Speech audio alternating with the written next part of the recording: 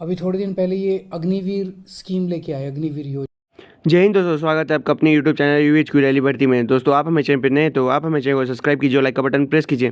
दोस्तों, अरविंद केजरीवाल को वापस बयान आया अग्निपथ के खिलाफ कि अग्निपथ हटानी चाहिए। तो आप पूरा ये ध्यान से सुनिए क्या बोल रहे हैं ये। और एक बात पे ध्यान दीजिए, ये नेताओं का भरोसा मत कीजिए। जो रघुवेंद्र फौजी है वो उन्होंने हमारे लिए बहुत कुछ किया है, आप उनका सपोर्ट कीजिए, जितना हो सके उतना उनका सपोर्ट कीजिए।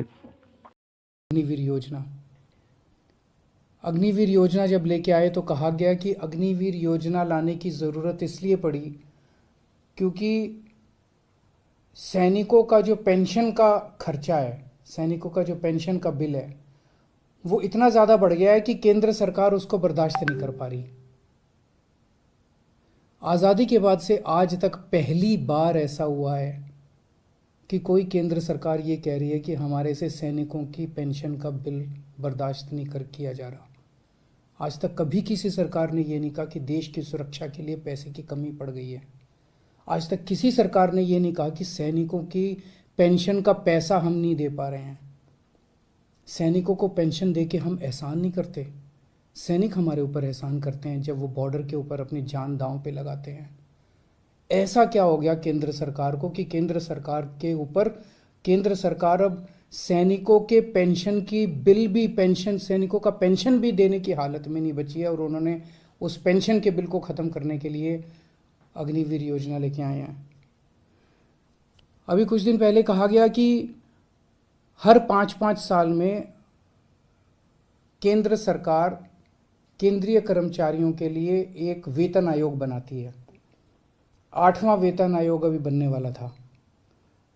8वां वेतन आयोग, केंद्र सरकार ने कहा है कि अब हम 8वां वेतन आयोग नहीं बनाएंगे। 8वां वेतन आयोग क्यों नहीं, हर 10-10 साल में बनता है। 8वां वेतन आयोग क्यों नहीं बनाएंगे? कह रहे हैं कि हमारे पास पैसा नहीं है, पैसे की कमी है। केंद्र सरकार के पास अपने केंद्र के कर्मचारियों का वेतन बढ़ाने के लिए भी पैसा नहीं बचा। कहाँ गया केंद्र सरकार का सारा पैसा? ऐसा केंद्र सरकार की इतनी बुरी क्या हालत हो गई है कि केंद्र सरकार के पास अपने अपने कर्मचारियों को जो हर बार बढ़ाया जाता था, वेतन आयोग बिठाया जाता था, वो भी नहीं बिठा रहे। मनरेगा,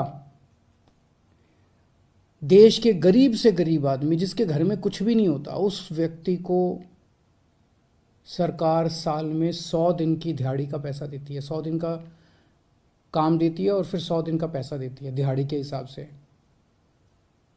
केंद्र सरकार कह रही है हमारे पास वो पैसा भी नहीं है देने के लिए। पिछले साल के मुकाबले इस साल उस पैसे में 25% की कटौती कर दी गई है।